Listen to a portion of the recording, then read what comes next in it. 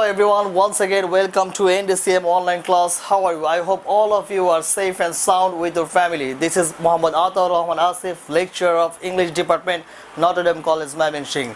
I have been discussing completing sentences for 2 classes. Consequently, today I would like to talk about relative clause, as most of the students face critical problems when they use relative clause in their writing. That's why I have selected this topic, and another reason is that it is very important for completing sentence, right form verbs, modifiers, pronoun reference, and even transformation of sentences. So relative clause পড়তে গেলে at first we have to know what is relative clause and how is it situated and how is it created.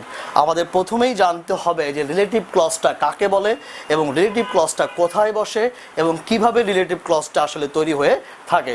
So আমরা একটু দেখে নিই প্রথমে relative clause এর সংজ্ঞাটা আমরা একটু দেখি। A relative clause is one kind of dependent clause. It has subject and verb but can't stand alone as a sentence. তাহলে কি বলতেছে দেখো, একটা relative clause হচ্ছে dependent clause একটি বাক্যে, সেটা আরেকটা independent clause এর উপর কিন্তু ডিপেন্ড করে থাকে এবং এটার সাবজেক্ট এবং ভার্ব থাকবে, তবে এটা একাকী কিন্তু কখনো একটি পূর্ণ বাক্যের কাজ করবে না বা পূর্ণ বাক্য হিসেবে কিন্তু এটা বসতে পারে না। It gives more information about a noun or noun phrase or a pronoun or a situation. অর্থাৎ এটা তোমাকে একটা নাউন সম্পর্কে বা প্রোনাউন সম্পর্কে বা একটা নাউন ফ্রেজ সম্পর্কে, ইভেন একটা সিচুয়েশন সম্পর্কে তোমাকে একটা বাড়তি তথ্য প্রদান করে থাকবে। A relative clause normally begins with relative pronoun and relative adverb. একটা রিলেটিভ ক্লজ সাধারণত আসলে relative pronoun who, which, that, whom, whose অথবা relative adverb when, how, where এগুলো দিয়ে কিন্তু আসলে তৈরি হতে পারে। আবার এগুলো ছাড়াও রিলেটিভ ক্লজ তৈরি হতে পারে, সেগুলো নিয়ে আজকে আমরা ডিটেলস আলোচনা করব। I hope you should be attentive throughout the class and try to take the gist point of relative clauses. So আমরা সাধারণত দেখি একটা এক্সাম্পল আমরা একটু দেখব রিলেটিভ ক্লজের। দেখো, coronavirus disease is now called severe acute respiratory syndrome coronavirus 2, which was first identified amid an outbreak of respiratory illness case in Wuhan city. অর্থাৎ আমরা সবাই জানি যে আমরা করোনা ভাইরাসের একটি সংকটাপন্ন অবস্থাতে আজকে আমরা কিন্তু আছি। তো এই করোনা ভাইরাসটাকে বর্তমানে বলা হয় severe acute respiratory syndrome corona virus 2, মানে তীব্র শ্বাস প্রশ্বাস জনিত একটি সমস্যা করোনা ভাইরাস 2 হিসেবে বর্তমানে এটাকে বলা হয়, যেটা প্রথম আইডেন্টিফাইড হয় যখন নাকি উহান রাজ্যে একটা শ্বাস প্রশ্বাস কেস, কষ্টের কেসের প্রাদুর্ভাবের মধ্যে। তাহলে দেখো এখানে যে বললাম which was first identified amid an outbreak of respiratory illness case in Wuhan city, এই পুরোটাই কিন্তু কি একটা রিলেটিভ ক্লজ এবং এই রিলেটিভ ক্লজটা দেখো একটি নাউন ফ্রেজের ব্যাখ্যা প্রদান করছে। অর্থাৎ ডিপেন্ডেন্ট ক্লজে যে একটি নাউন ফ্রেজ আমরা দেখছি, সেই নাউন ফ্রেজ সম্পর্কে একটি ব্যাখ্যা প্রদান করছে। অর্থাৎ এখানে যদি আমরা একটু ভালো করে দেখি যে এই হুইচটা কেন বসলো, আমরা কখন হু বসাবো, এই জিনিসগুলো নিয়ে কিন্তু আজকে আমরা আলোচনা করব। তো এখানে একটু মিনিংটা বোঝার চেষ্টা করো। which was first identified amid an outbreak. amid হচ্ছে একটা প্রেপোজিশন, অর্থাৎ ইনের পরিবর্তে আমরা ইউজ করে থাকি। অর্থাৎ এটা প্রাদুর্ভাবের মধ্যে এটা প্রথম আইডেন্টিফাইড হয় কোথায়, উহান সিটিতে, মানে উহান শহরে, যেখানে কি হয়েছিল শ্বাস প্রশ্বাস জনিত কেসটা যখন ছড়িয়ে পড়েছিল, প্রাদুর্ভাব হয়েছিল, তার মধ্যেই কিন্তু আসলে এই করোনা ভাইরাসটা প্রথম আইডেন্টিফাইড হয়ে থাকে। সাধারণত আমরা দেখে থাকি যে রিলেটিভ ক্লজকে আমরা দুইভাবে ইউজ করে থাকি, একটা হচ্ছে ডিফাইনিং রিলেটিভ ক্লজ এবং আরেকটা হচ্ছে নন ডিফাইনিং রিলেটিভ ক্লজ। আজকে আমরা এই দুটো সম্পর্কে একেবারে বিস্তারিত জানার চেষ্টা করব। তো ডিফাইনিং রিলেটিভ ক্লজটা হচ্ছে সাধারণত একটা নাউনের এসেনশিয়াল ইনফরমেশনটা আমাদেরকে প্রদান করে থাকে, আর অন্যদিকে নন ডিফাইনিং রিলেটিভ ক্লজ হচ্ছে একটা বাড়তি তথ্য আসলে নাউনের বা নাউন ফ্রেজের জন্য প্রদান করা হবে বা সিচুয়েশন থাকবে, সেটাই আমরা ডিটেলস আলোচনা করব। এবং নন ডিফাইনিং রিলেটিভ ক্লজ যখন আমরা ইউজ করব তখন সেখানে কমা ব্যবহার করতে হবে। তো আমরা কোথায় কমাটা ইউজ করব, কখন কমা ইউজ করব না, সেগুলো নিয়ে আজকে আমরা আলোচনা করব। তো ফার্স্টে আমরা একটু ডিফাইনিং রিলেটিভ ক্লজ সম্পর্কে আমরা জানার চেষ্টা করি। What is defining relative clause? Defining relative clauses identify a noun more clearly. They make it clear which person or thing we are talking about. অর্থাৎ আমি যখন ডিফাইনিং রিলেটিভ ক্লজটা ইউজ করব তখন এটা যে নাউনকে বা যার সম্পর্কে আমি কথা বলবো, যে থিং বা যে বস্তু সম্পর্কে আমি কথা বলবো, সেটাকে আমি একেবারে ক্লিয়ার করে দিব যে এক্স্যাক্টলি আসলে এটা কি, সেই সম্পর্কে আমি একটা ক্লিয়ার একটা ইনফরমেশন বা এসেনশিয়াল একটা ইনফরমেশন আমি প্রদান করে থাকবো। যেমন একটা ছবি আমরা দেখি, এই ছবিতে আমরা দেখতে পাচ্ছি দুজন লোককে আমরা দেখতে পাচ্ছি। তো আমি এখন যদি তোমাদেরকে বলি the man is my brother, little bit confused you are maybe, তাই না? মেবি এখন তোমরা একটু confused, this man is my brother, কোন মানুষটা ব্রাদার? দুটো মানুষ আছে। এই কনফিউশনটা দূর করার জন্যই কিন্তু আমরা এখানে কমপ্লেক্স সেন্টেন্স তৈরি করতে পারি, এবং সেখানে কিন্তু আমরা রিলেটিভ ক্লজ ইউজ করে আমি কিন্তু তোমাদের এই কনফিউশন দূর করতে পারি। For example, the man who is standing is my brother, the man who is standing is my brother। তাহলে দেখো এখন কিন্তু স্পষ্ট হয়ে গেছে যে এই দুটো লোকের মধ্যে কোন লোকটা আমার ভাই। এই জন্যই কিন্তু আমরা আসলে এই ডিফাইনিং রিলেটিভ ক্লজটা ইউজ করে থাকি। কারণ যখন তুমি বলেছো the man is my brother, এই ম্যানটা কিন্তু ক্লিয়ার না, তোমার কাছে কিন্তু ক্লিয়ার না। এটা ক্লিয়ার করার জন্য, তুমি ক্লিয়ার ইনফরমেশন দেওয়ার জন্য আমি ইউজ করলাম হু ইজ স্ট্যান্ডিং, এই রিলেটিভ ক্লজটা আমি এখানে ইউজ করলাম, এবং এটি একটি ডিফাইনিং রিলেটিভ ক্লজ। তাহলে দেখো, we link the relative clause to the noun with a relative pronoun. অর্থাৎ আমরা যে রিলেটিভ ক্লজটাকে একটা নাউনের সাথে লিঙ্ক করছি, সেই লিঙ্ক করতেছি কাকে দিয়ে? একটা রিলেটিভ প্রোনাউন দিয়ে কিন্তু আমরা লিঙ্ক করছি। তাহলে আমরা একটু এখন জানার চেষ্টা করব যে কোন কোন রিলেটিভ প্রোনাউন কোন কোন নাউনের সাথে বসে এবং কিভাবে বসে এবং তাদের অ্যাক্টিভিটিসটা কি হয়ে থাকে। তাহলে ফার্স্টেই দেখো, হু, আমরা হুটাকে সাধারণত পিপলের সাথে আমরা বসিয়ে থাকি, এবং এটি সাবজেক্ট এবং অবজেক্ট উভয় প্রোনাউন হিসেবেই কিন্তু এই ক্লজে বসতে পারে। আমরা একটা উদাহরণ দেখি। প্রথমে দেখো, the customer who called me was happy. অর্থাৎ হু কল্ড মি, আমরা এই রিলেটিভ ক্লজটা, এই ডিফাইনিং রিলেটিভ ক্লজটা এই দ্য কাস্টমারকে কিন্তু ইন্ডিকেট করছে। অর্থাৎ দ্য কাস্টমার হচ্ছে এখানে কি অ্যান্টিসিডেন্ট। তাহলে খুব ভালো করে খেয়াল করে দেখো, the customer who called me, অর্থাৎ যে আমাকে কল দিয়েছে কাস্টমার, সে কি ছিল? ওয়াজ হ্যাপি, খুশি ছিল। তাহলে এখানে আমরা কি দেখতে পাচ্ছি? এখানে আমরা দেখতে পাচ্ছি যে হুটা এখানে সাবজেক্ট প্রোনাউন হিসেবে কাজ করছে। সো আরেকটা এক্সাম্পল আমরা দেখি, the customer who I called was happy. অর্থাৎ কাস্টমার যাকে আমি কল দিয়েছিলাম সে কি ছিল? খুশি ছিল। এখানে হুটা কিন্তু অবজেক্ট প্রোনাউন হিসেবে ব্যবহৃত হয়েছে। আমরা অনেকেই মনে করে থাকি হু সম্ভবত সাবজেক্ট প্রোনাউন হিসেবে ব্যবহৃত হয়, আর অবজেক্ট প্রোনাউন হিসেবে সাধারণত হোম ব্যবহৃত হয়। কিন্তু কথাটা কিন্তু 100% সত্য নয়, কারণ হুটাকে আমি সাবজেক্ট এবং অবজেক্ট দুই প্রোনাউনেই কিন্তু আমরা ব্যবহার করতে পারি। আবার তুমি হুমও ব্যবহার করতে পারো। যেমন দেখো, হুমও কিন্তু পিপলের জন্য ব্যবহৃত হয় এবং তখন সেটা অবজেক্ট প্রোনাউনে কাজ করে। এক্ষেত্রে আমরা হু এর পরিবর্তে কিন্তু আমরা হোম বসাতে পারি। যেমন দেখো, the customer whom I called was happy. অর্থাৎ কাস্টমার যাকে আমি কল দিয়েছিলাম সে কি ছিল? খুশি ছিল। এখন ডিফারেন্স তেমন কিছু নাই। আসলে এই অবজেক্ট প্রোনাউন হিসেবে তুমি হু বা হুম দুটোই ব্যবহার করতে পারো, তবে এই হুমটা হচ্ছে ফর্মাল ল্যাঙ্গুয়েজে ইউজ করা হয়ে থাকে, আর হুটা হচ্ছে বেশি কমন, বেশি ইনফর্মাল ল্যাঙ্গুয়েজে আমরা সবসময় যে কোনো ধরনের কনভারসেশনে আমরা অবজেক্ট প্রোনাউন হিসেবে কিন্তু আমরা হুকে ইউজ করতে পারি। But when you are in formal conversation, যখন তুমি কোনো ফর্মাল কনভারসেশনে থাকবা, you should definitely use whom instead of who. তখন তোমাকে কিন্তু এই হোমটা ইউজ করতে হবে হুয়ের পরিবর্তে। এক্ষেত্রে এটা হচ্ছে ফর্মাল ল্যাঙ্গুয়েজ হচ্ছে এটা ব্যবহার করতে হবে। ধরো তুমি কোনো ইন্টারভিউ বোর্ডে আছো অথবা আইএলটিএস এক্সামে তুমি আছো, সেখানে যখন তুমি স্পিকিং টেস্ট দেবা, সেখানে কিন্তু তোমাকে অবশ্যই কিন্তু অবজেক্ট প্রোনাউন হিসেবে এই রিলেটিভ ক্লজে হুয়ের পরিবর্তে হোমের ব্যবহার করতে হবে। এবং আরেকটা দেখো এখানে কি আছে, হু অ্যান্ড হোমের পরিবর্তে তুমি কিন্তু often replaced by that in spoken English। তুমি যখন স্পোকেন ইংলিশে যাবা, স্পিকিং করবা, তখন তুমি কিন্তু প্রায় হু বা হোমের পরিবর্তে কিন্তু তুমি দ্যাটের ব্যবহার করতে পারো। সো আরেকটা এক্সাম্পল আমরা একটু দেখি, the people who are unaware don't want to avoid scrambling in public place. Scrambling, what does it mean actually? Scrambling মানে হচ্ছে গাদাগাদি করে কোনো জায়গায় যাওয়া, গাদাগাদি করা। আমরা দেখতে পাচ্ছি এই চিত্রটাতে যে অনেক মানুষ গাদাগাদি করে গাড়িতে ওঠার চেষ্টা করছে। But we all know that we are now in hazardous situation because of pandemic corona, and that's why we have to maintain social distancing, especially when we go outside. But what we see in the context of Bangladesh. তো এখানে আমরা কি দেখি আসলে যে আমাদের এই গাদাগাদিগুলো, এই ওভারওয়েলমিং সিচুয়েশনটা আমাদের কি এড়িয়ে চলতে হবে। বাট আমরা বাংলাদেশে দেখছি যে most of the people don't want to avoid scrambling. এখন আমি যদি বলি the people don't want to avoid scrambling in public place, তাহলে কি হচ্ছে, একটা প্রশ্ন থেকে যাচ্ছে সব পিপলই কি আসলে অ্যাভয়েড করতে চায় না স্ক্র্যামলিং, এই গাদাগাদিটাকে অ্যাভয়েড করতে চায় না। তো এই জন্য এটাকে ক্লিয়ার করার জন্য বলতেছি যে কোন পিপল আসলে এই স্ক্র্যামলিংটা অ্যাভয়েড করতে চায় না। যে পিপল যারা কি হু আর আনঅ্যাওয়ার, যারা কি অসচেতন, এই জন্যই বলা হচ্ছে দেখো the people who are unaware don't want to avoid scrambling in public place. তাহলে দেখো হু আর আনঅ্যাওয়ার এটি একটি রিলেটিভ ক্লজ এবং ডিফাইনিং রিলেটিভ ক্লজ। একটু ভালো করে দেখো এখানে হুটা কিন্তু দ্য পিপলকে ইন্ডিকেট করছে, অর্থাৎ রিলেটিভ প্রোনাউন হু এর অ্যান্টিসিডেন্ট হচ্ছে দ্য পিপল।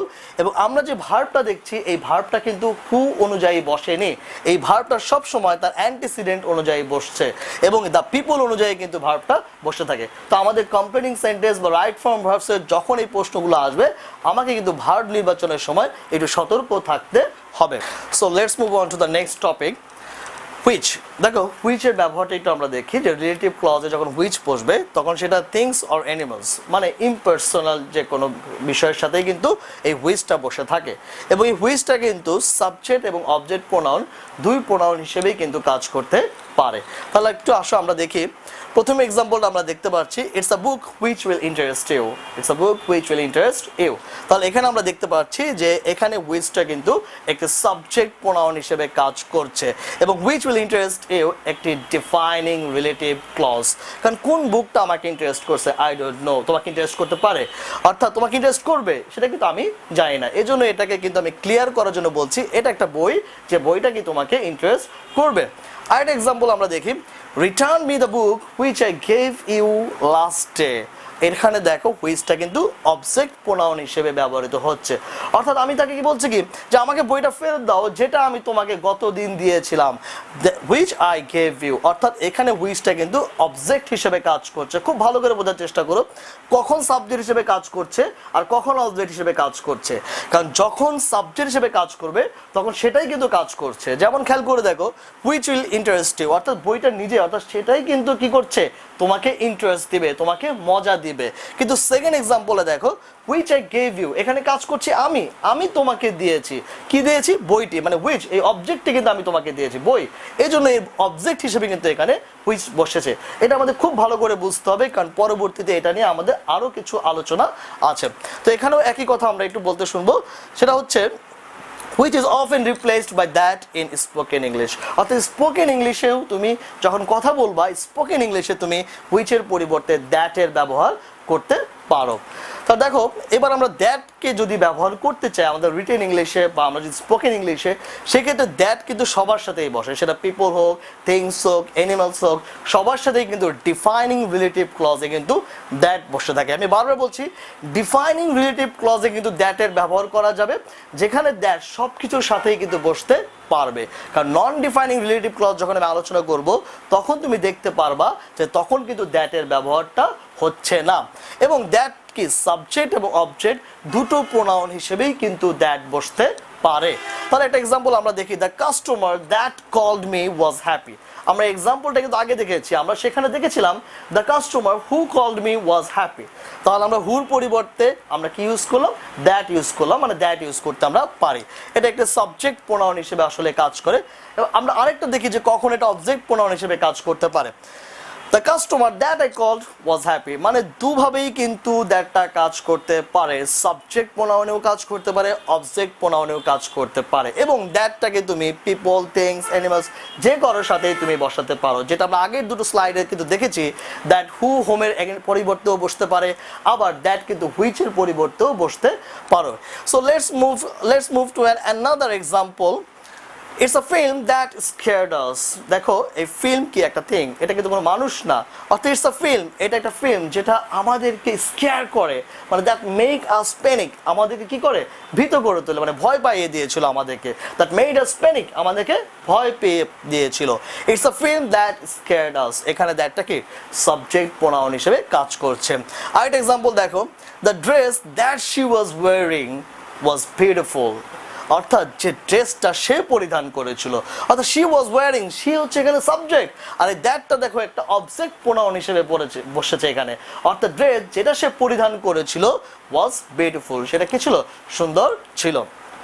এখন আমরা দেখব হুজের ব্যবহার রিলেটিভ ক্লজে।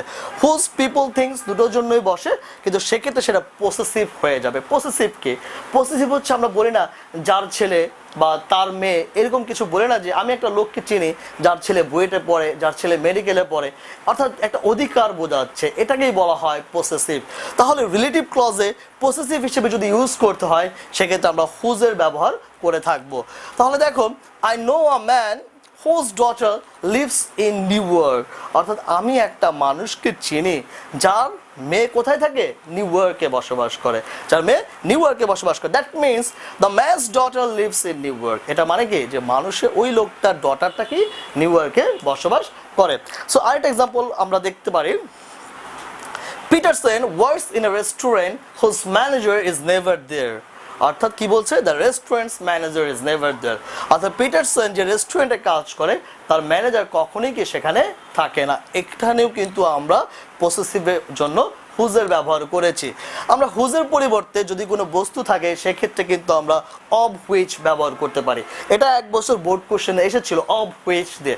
সাধারণত ছাত্র হুইচ দিয়ে বাক্য তৈরি করতে অভ্যস্ত, কিন্তু অব হুইচ থাকলে বাক্যটা সম্পূর্ণ করতে হবে কিভাবে, এটা নিয়ে কিন্তু অনেক সময় কনফিউশনে পড়ে থাকে। তাহলে দেখো, this is the chair of which, মানে যার একটা পা ভাঙা। This is the chair of which one leg is broken, যার কি একটা চেয়ার ভাঙা। নেক্সট আমরা একটু দেখি পজিশন অফ প্রিপোজিশনস। আমরা দেখব যে রিলেটিভ ক্লজে আমরা রিলেটিভ প্রোনাউনের সাথে আমরা প্রিপোজিশনের ব্যবহার আমরা দেখে থাকবো। সেক্ষেত্রে প্রিপোজিশনের পজিশনটা কি হবে, প্রিপোজিশনটা কোথায় বসবে। যেমন দুইটা চয়েস আমরা দেখবো, মানে দুইটা ব্যবহার আমরা সাধারণত দেখবো। লেখা আছে there two choices for the preposition of prepositions, অর্থাৎ প্রিপোজিশনের পজিশনের দুইটা চয়েস, মানে তুমি দুইটা চয়েস তোমার জন্য আছে, তুমি যে কোনো একটা গ্রহণ করলেই হবে। তো প্রথম চয়েসটা একটু দেখো, যে বিফোর দ্য রিলেটিভ প্রোনাউন্স, অর্থাৎ রিলেটিভ প্রোনাউনের পূর্বে বসিয়েই কিন্তু তুমি তোমার এই প্রিপোজিশনটা বসাতে পারো। এবং আরেকটি হচ্ছে at the end of the relative clause, একটা যে রিলেটিভ ক্লজ থাকবে at the end of the relative clause, সেই রিলেটিভ ক্লজের পরেও কিন্তু তোমরা প্রিপোজিশনটা বসাতে পারো। আমি আরেকটু ক্লিয়ার করছি বেশ কিছু এক্সাম্পল দেখে, তাহলে তোমরা বিষয়টা আবারও ক্লিয়ার হয়ে যাবে। তবে প্রিপোজিশনের ব্যবহারটা কীরকম হতে পারে আমরা একটু এক্সাম্পলের দিকে তাকাই। তাহলে দেখো, I like the people with home I work, অর্থাৎ আমি ওই মানুষদেরকে পছন্দ করি যাদের সাথে আমি কাজ করি, যাদের সাথে, তাদের সাথে মানে উইথ। তাহলে এই উইথ হোমটা কিন্তু আমি আগেও বসাতে পারি রিলেটিভ প্রোনাউনের। আবার সেকেন্ড এক্সাম্পলে দেখো, I like the people home I work with, অর্থাৎ আমি কিন্তু পরেও ইউজ করতে পারি। ব্র্যাকেটে লেখা আছে যে আমরা আসলে ফর্মাল ল্যাঙ্গুয়েজে, আমি আবারও বলছি ফর্মাল ল্যাঙ্গুয়েজে উইথটা সাধারণত রিলেটিভ প্রোনাউনের আগেই বসে, কিন্তু ইনফর্মাল ল্যাঙ্গুয়েজে সাধারণত এই প্রিপোজিশনটা কি হয়, একেবারে রিলেটিভ ক্লজের শেষে গিয়ে বসে। নেক্সট আরেকটা এক্সাম্পল দেখি আমরা, this is the flat in which my parents live, অর্থাৎ এইখানে ইনটা আমি কি করলাম, দেখো হুইচের আগে বসালাম, অর্থাৎ এই হচ্ছে সেটা ফ্ল্যাট যেখানে আমার পিতামাতা কি করে, বসবাস করে। That is the flat which my parents live in. তুমি কিন্তু ইনটাকে কি করতে পারো, আবার শেষেও ব্যবহার করতে পারো। এখন তোমাকে একটু খেয়াল করতে হবে নোট একটা, যে হু এবং দ্যাট এটা কিন্তু কখনোই প্রিপোজিশনের পরে ব্যবহার হয় না। যদিও কিছু কিছু বইতে দেখা যায় যে হু এর ব্যবহার প্রিপোজিশনের পরে হয়, তবে বেশিরভাগ ক্ষেত্রে অনেক গ্রামারিয়ানরাই মনে করে যে হু আর দ্যাট এই দুটো কিন্তু আসলে প্রিপোজিশনের পরে ব্যবহৃত হয় না। যেমন তুমি যদি বলো I like the people with who I work, it may be incorrect. I like the people with হু, এখানে আমি ইউজ করতে পারি উইথ হোম, অথবা I like the people who I work with, যার সাথে আমি কাজ করি। That is the flat in that my parents live. No, এখানে তুমি that ইউজ করতে পারবা না। তাহলে তোমাকে কি করতে হবে, সেক্ষেত্রে তুমি ইউজ করতে পারো that is the flat in which my parents live in. ওকে, এখন আমরা দেখব যে রিলেটিভ প্রোনাউন কিন্তু তুমি অমিট করতে পারো। অমিট মানে তুমি দূর করে দিতে পারো। The relative pronoun can be omitted when it is the object of the clause. এখন কখন তুমি অমিট করবা, কখন তুমি দূর করবা? যখন রিলেটিভ প্রোনাউনটা অবজেক্ট হিসেবে কাজ করে। এত কিন্তু আমি বারবার বলেছি যে কখন রিলেটিভ প্রোনাউনটা সাবজেক্ট হিসেবে কাজ করে আর কখন এটা অবজেক্ট হিসেবে কাজ করে, সেদিকে আমাদের খেয়াল রাখতে হবে। এই কারণেই, কারণ যখন রিলেটিভ প্রোনাউনটা অবজেক্ট হিসেবে বসে তখন তুমি ডিফাইনিং রিলেটিভ ক্লজে সেই অবজেক্ট হিসেবে যখন বসবে তখন সেই রিলেটিভ প্রোনাউনটাকে তুমি অমিট করে দিতে পারো, মানে তুমি দূর করে দিতে পারো। যেমন দেখো, the customer who I called was very happy. Correct. The customer who I called was very happy. Correct. This is correct. You can also use the customer I called was very happy because এখানে who is used as object pronoun. whoটা এখানে কি হয়েছে দেখো, object pronoun হিসেবে ব্যবহৃত হয়েছে। আর এই কারণে তুমি আসলে এই whoটাকে কিন্তু তুমি কি করতে পারো, অমিট করতে পারো, মানে দূর করে দিতে পারো, কোনো সমস্যা নেই। আরেকটা এক্সাম্পল দেখো, he is eating the sandwich that you made. He is eating the sandwich that you made. তাহলে পরে এক্সাম্পলে দেখো যে এখানে কিন্তু দ্যাটটা কি আমরা উঠে দিয়েছি, মানে দ্যাট এর ব্যবহার কিন্তু আমরা এখানে করি নাই। তাহলে দেখো দুটোই কিন্তু correct. he is eating the sandwich you made, অর্থাৎ অবজেক্ট হিসেবে কিন্তু এখানে দ্যাট বসেছে, সাবজেক্ট হচ্ছে ইউ এই ক্লজে। তাহলে যখন অবজেক্ট হিসেবে বসবে তখন কিন্তু আমরা ডিফাইনিং রিলেটিভ ক্লজে আমরা কি করতে পারি, সেই রিলেটিভ প্রোনাউনটাকে কিন্তু আমরা উঠিয়ে দিতে পারি। এখন আমরা নন ডিফাইনিং রিলেটিভ ক্লজ নিয়ে আমরা আলোচনা করব। তাহলে আসো আমরা একটু দেখি যে নন ডিফাইনিং রিলেটিভ ক্লজ সম্পর্কে আমরা কি কি ইনফরমেশন পেতে পারি। তাহলে প্রথমেই দেখো, non defining relative clauses give us more information about a noun. অর্থাৎ এই ক্লজটা কি করে, একটা নাউন সম্পর্কে বা নাউন ফ্রেজ সম্পর্কে বা একটা সিচুয়েশন সম্পর্কে কি একটা মোর ইনফরমেশন, মানে বেশি তথ্য দিয়ে থাকে। আর এটা দেখো, non defining relative clauses do not identify or define the noun. এটা কিন্তু কোনো নাউনকে আইডেন্টিফাই করবে না, বা নট এসেনশিয়াল ইনফরমেশন আসলে এটা কিন্তু দিবে না, এটা বাড়তি একটা ইনফরমেশন দিবে। আমরা একটা এক্সাম্পল দেখলেই বুঝতে পারবো। Non defining relative clauses are common in written English. এটা কিন্তু রিটেন ইংলিশে অনেক কমন, এটা কিন্তু ব্যবহার অনেক বেশি হয়ে থাকে। আসলে তোমরা যদি ডেইলি স্টার, ডেইলি সান এই ধরনের নিউজ পেপারগুলো পড়ো তাহলে দেখতে পারবা যে নন ডিফাইনিং রিলেটিভ ক্লজেসের ব্যবহার কিন্তু প্রচুর। এবং এই ক্লজটা যখন আমি ইউজ করব তখন আমাকে কমা ইউজ করতে হবে। আমরা সেটা নিয়ে একটু আলোচনা করব। একটু দেখি আমরা একটা এক্সাম্পল আমরা দেখি, দেন আমরা আসলে একটু বোঝার চেষ্টা করব যে আসলে what is non defining relative clause. তাহলে দেখো, we visited Ramna park which is close to Shahbag. দেখো একটা কমা কিন্তু ব্যবহার হয়েছে। এখন এখানে সবচেয়ে বেশি যেটা জরুরি, ছাত্রদের মধ্যে যেটা কনফিউশন হয় কোনটা নন ডিফাইনিং আর কোনটা ডিফাইনিং রিলেটিভ ক্লজ, এই জায়গায় কিন্তু ছাত্ররা একটু ভুল করে থাকে। আমি একটু আবারও ক্লিয়ার করছি। দেখো, উই ভিজিটেড রমনা পার্ক, আমরা সবাই জানি যে বাংলাদেশে বা ঢাকাতে রমনা পার্ক কিন্তু একটাই। সো আমার এটাকে আলাদা করে কোনো আইডেন্টিফিকেশন দেওয়ার দরকার নাই, এটার কোনো এসেনশিয়াল ইনফরমেশন কিন্তু এখানে দরকার নাই। কিন্তু আমরা কি করলাম, একটা বাড়তি তথ্য কিন্তু এখানে প্রদান করলাম যে আমরা রমনা পার্কে ভিজিট করেছি। ইটস ওকে, ফাইন, এটা বললে কিন্তু সবাই বুঝতে পারবে। তুমি বাংলাদেশের যেখানে গিয়ে যদি বলো যে উই ভিজিটেড রমনা পার্ক, সবাই কিন্তু বুঝতে পারবে যে আমরা কি ঢাকার রমনা পার্কে ভিজিট করেছি। কিন্তু তারপরে একটা বাড়তি ইনফরমেশন দিলাম, which is close to Shahbag. এটাকেই বলা হয় নন ডিফাইনিং রিলেটিভ ক্লজ। আর এই হুইচ ইজ ক্লোজ টু শাহবাগের আগে দেখো আমার কি বসছে, একটি কমা বসছে। এবং তোমরা জানো যে কেন এখানে হুইচ বসেছে, সেটা হয়তো ব্যাখ্যা করার কোনো প্রয়োজন নাই, কারণ এতক্ষণ কিন্তু আমরা দেখে এসেছি কোথায় হু বসে, কোথায় হুইচ বসে আসলে। সেকেন্ড ওয়ান একটু দেখো, Ramna park which is close to Shahbag is close today. অর্থাৎ রমনা পার্ক যেটা শাহবাগের নিকটে অবস্থিত আছে কি বন্ধ। এখন এখানে একটা মজার বিষয় দেখো যে এখানে কিন্তু এই রিলেটিভ ক্লজটা, এই নন ডিফাইনিং রিলেটিভ ক্লজটা মাঝখানে চলে এসেছে এবং তার আগেও পরে কিন্তু কমা বসেছে। এটা আসলে একটা পজ, মানে একটা পজ নির্দেশ করতেছে, মানে তোমাকে একটু পজ করতে হবে এই জায়গাটা। যেমন স্পিকিং যখন আমরা করবো তখন এটা আমাকে এইভাবে বলতে হবে, Ramna park which is close to Shahbag is close today। মানে আমি এক টানে কিন্তু বলতে পারবো না। এটাই হচ্ছে নন ডিফাইনিং রিলেটিভ ক্লজের বৈশিষ্ট্য, যখন এটা কি মাঝখানে বসে। আমি আবারও বলছি, যখন এটা মাঝখানে বসবে তখন তার আগে ও পরে কিন্তু কমা বসবে। তাহলে আসলে আমরা আরও কিছু এক্সাম্পল আমরা দেখি। Mr Smith who works with me has invited me to a party. তাহলে আমরা দেখো যে Mr Smith has invited me to a party, এটাই কিন্তু ওকে। কে আমাকে পার্টিতে ইনভাইট করেছে? Mr Smith. That is okay, that is very much clear. But আমরা তারপরে মিস্টার স্মিথ সম্পর্কে আর একটা ইনফরমেশন দিচ্ছি। সেই ইনফরমেশনটা কি? হু ওয়ার্কস উইথ মি, অর্থাৎ এখানে সাবজেক্ট প্রোনাউন হিসেবে বসেছে, অর্থাৎ যে আমার সাথে কাজ করে। এই ইনফরমেশনটা কিন্তু এসেনশিয়াল নয়, এটাকে একটা বাড়তি একটা ইনফরমেশন কিন্তু আমরা দিয়েছি। সেকেন্ড ওয়ান দেখো, Mr Smith who or whom I like has invited me to a party. Very similar explanation I have to give you. Very similar, কারণ এখানেও কিন্তু mister Smith is very much clear যে সে আমাকে invite করেছে, but তার সম্পর্কে আমি একটা বাড়তি তথ্য দেখেছি। Now I would like to look at another example. The people of Canada always venerate Justin Trudeau, who has taken down to earth steps to deflate systematic violence. খেয়াল করে একটু, আমার কিছু vocabulary আছে and we have to know it, we have to earn it. দেখো, the people of Canada venerate, always venerate. Venerate means to respect, to love, to praise, মানে সুনাম করা, কাউকে শ্রদ্ধা করা, সম্মান করা, এই ধরনের কিছু হলে সেখানে আমরা venerate শব্দটা ইউজ করতে পারি। কানাডার পিপল সবসময় তাদের প্রাইম মিনিস্টার জাস্টিন ট্রুডোকে কি করে? শ্রদ্ধা করে। That is okay, that is fine, that is the main information. But বাড়তি একটা ইনফরমেশন আমরা কি দিলাম? যে একটা who has taken down to earth steps. Down to earth means practical steps, realistic or pragmatical, মানে একটা বাস্তবসম্মত স্টেপ সে গ্রহণ করেছে কি করার জন্য? to deflate systematic violence. Systematic means communal, social. এই social violence, সাম্প্রদায়িক communal violence-টাকে দূর করার জন্য। deflate means to reduce, to lessen, to decrease. এই কোনো কমানোর জন্য আসলে সে কি করেছে? একটি ডাউন টু আর্থ, মানে একটা রিয়েলিস্টিক বা একটা প্র্যাকটিক্যাল, একটা বাস্তবসম্মত পদক্ষেপগুলো কিন্তু সে কি করেছে? গ্রহণ করেছে। So let's move to another examples. He gave me a cake which was on a white plate. তো দেখতেই পাচ্ছ, অর্থাৎ সে আমাকে একটা কেক দিয়েছে, it's okay, fine, it's okay, but তারপর আমি একটা বাড়তি ইনফরমেশন দিলাম যেটা কিসে ছিল?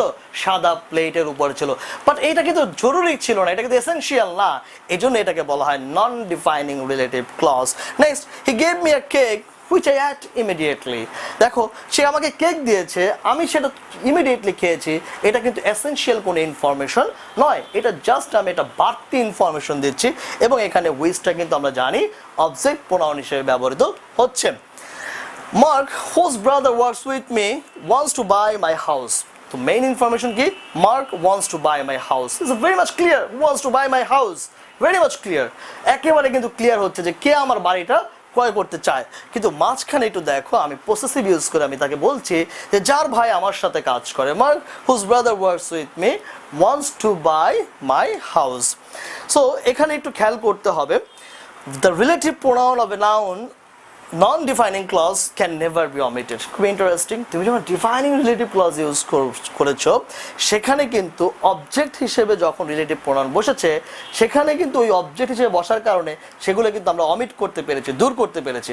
বাট রিলেটিভ প্রোনাউন কখনোই কিন্তু আমরা অমিট করতে পারবো না নন ডিফাইনিং রিলেটিভ ক্লজের সময়। যেমন দেখো, আমি আবারও বলি, the relative pronoun of a non defining clause can never be omitted. তুমি কিন্তু ইচ্ছা করলেও দূর করতে পারবা না।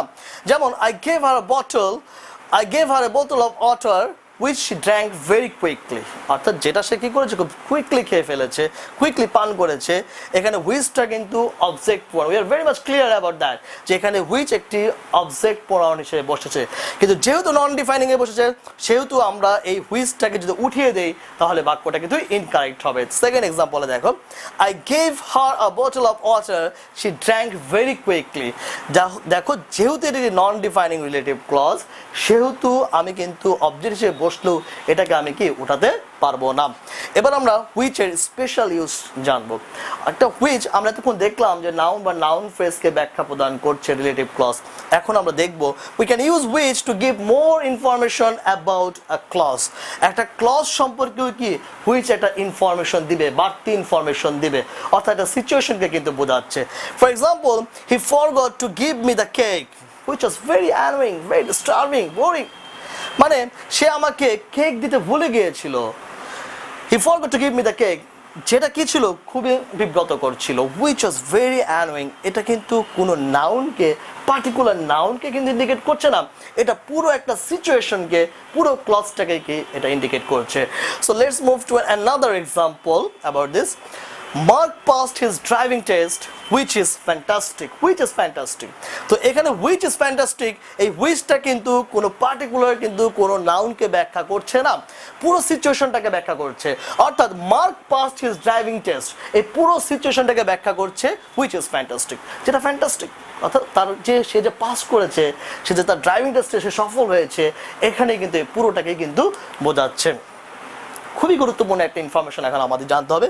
We never use that in non defining relative clause. আমরা কিন্তু এই দ্যাটটি কিন্তু নন ডিফাইনিং রিলেটিভ ক্লজে আমরা ব্যবহার করব না, এটা খুব খেয়াল করতে হবে, এটা আমরা ব্যবহার করব না। যেমন দেখো, Mr Smith who works with me has invited me to a party, you know, it's correct. Mr. Smith, who or whom I like, has invited me to a party. That is correct. But if we replace them with that, then it will be a problem. Mr. Smith, that works with me. It shouldn't be correct. You can't use that in non-defining relative clause. That should be clear to you. Mr. Smith, that I like. No, you shouldn't use this. You have to use Mr. Smith, who works with me, Mr. Smith, who I like or whom I like. He gave me a cake which I ate immediately. Yes, this is correct. But you can't use he gave me a cake that I ate immediately. So you can't use that in non-defining relative clause. তো এখন আমরা একটা example দিব, যেখানে আমরা একটা এক্সাম্পলেই দুটো ক্লজকে আমরা দেখতে পারবো, যে একটা লাইনে কিভাবে আসলে ডিফাইনিং বা নন ডিফাইনিং ক্লজ দুটোকেই ব্যবহার করা হয়েছে। দেখো, আমরা ছবিটা দেখে হয়তো বুঝতে পারছি যে আসলে একটা মর্মান্তিক একটা হোমিসাইড বা একটা নরহত্যা আমরা দেখেছি কয়েকদিন আগে আমেরিকাতে যেটা ঘটেছে। আমরা জানি এই করোনা ভাইরাস প্যান্ডেমিকের মধ্যেও কিন্তু আমরা দেখেছি যে আসলে কিভাবে র্যাসিজমটা ফুটে উঠেছে, বা র্যাসিজমের কারণে শ্বেতাঙ্গ পুলিশ অফিসার কিন্তু একজন কৃষ্ণাঙ্গ লোককে কিন্তু ঘাড়ে চাপা দিয়ে কিন্তু হত্যা করেছে। তো এটা মেডিকেল রিপোর্টে আসলে প্রকাশ পেয়েছে যে আসলে তাকে কিভাবে হত্যা করা হয়েছে। দেখো, the medical examiners final findings which was issued June 1 classified Floyd's death as a homicide caused by a cardiopulmonary arrest while being restrained by officers who had subjected Floyd to neck compression. একটু কঠিন line, কিন্তু আমি একটু বিস্তারিত বলি। আগে আমি একটু মিনিংটা বুঝিয়ে দিই। এখানে বলছে যে মেডিকেলের যে রিপোর্টটা পাওয়া গেছে, রিপোর্টের অনুসন্ধানে আসলে দেখা গেছে বা অনুসন্ধানটা আসলে ক্লাসিফাইড করছে জর্জ ফ্লয়েডের মৃত্যুকে একটি নরহত্যা হিসেবে, যেটা আসলে ঘটেছিল তাকে কার্ডিওপুলমোনারি অ্যারেস্টের মাধ্যমে এবং তার ঘাড়ে সংকোচন করে চাপা দিয়ে শ্বাস নিঃশ্বাস বন্ধ করে কিন্তু তাকে তাকে কিন্তু মারা হয়েছিল। এটা হচ্ছে এর মূল সামারি। তো আমি যেটা বোঝাতে চাচ্ছি একটু খেয়াল করে দেখো, the medical examiners final findings classified. দেখো, the medical examiners final findings classified Floyd's death. অর্থাৎ এই যে মেডিকেল যে আমাদের যে রিপোর্টের যে অনুসন্ধানটা, এটা কিন্তু কি ক্লাসিফাইড করেছে, মানে শ্রেণীবিন্যাস করেছে ফ্লয়েডের ডেথকে। এটাই কিন্তু মূল ইনফরমেশন। কিন্তু তারপরও আমি একটা বাড়তি একটা তথ্য দিলাম, যেটা ইস্যু হয়েছিল জুন 1 which was issued. এটা কি বাড়তি একটা ইনফরমেশন, আর বাড়তি ইনফরমেশনটা কিন্তু আমি দিলাম একটা রিলেটিভ ক্লজে, যেটা কি না এখানে কি নন ডিফাইনিং রিলেটিভ ক্লজের কাজ করছে। একেবারে শেষে গিয়ে দেখো, আমি বলছি যে এটাকে একটা কি হোমিসাইড, একটা নরহত্যার সাথে আসলে বলা হয়েছে, যেটা ঘটেছে কি একটা কার্ডিওপুলমোনারি অ্যারেস্টের মাধ্যমে, এবং যেখানে নাকি তাকে আসলে চাপা দেওয়া হয়েছিল, অফিসাররা যে চাপা দিয়েছিল, who had subjected Floyd two neck compression. Officers, কোন অফিসারসরা আসলে এই কাজটা করেছিল, বা কোন অফিসারদের দ্বারা সে অ্যারেস্ট হয়েছিল, এটা কিন্তু ক্লিয়ার না। কোন অফিসার, এটা ক্লিয়ার করার জন্য বলছি যে ওই অফিসাররা যারা তাকে কি করেছিল, নেক কম্প্রেশন মানে এই গাড়ে চাপা দিয়েছিল। এটা আমরা ক্লিয়ার করেছি। আমরা রিলেটিভ ক্লজ তৈরি করতে রিলেটিভ অ্যাডভার্ব ওয়েন এবং ওয়্যার এর ব্যবহারে কিন্তু আমরা করতে পারি।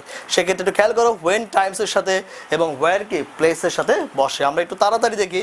Do you remember the place where we caught the train? অর্থাৎ তোমার কি জায়গাটি মনে আছে যেখানে আমরা ট্রেনটি ধরেছিলাম?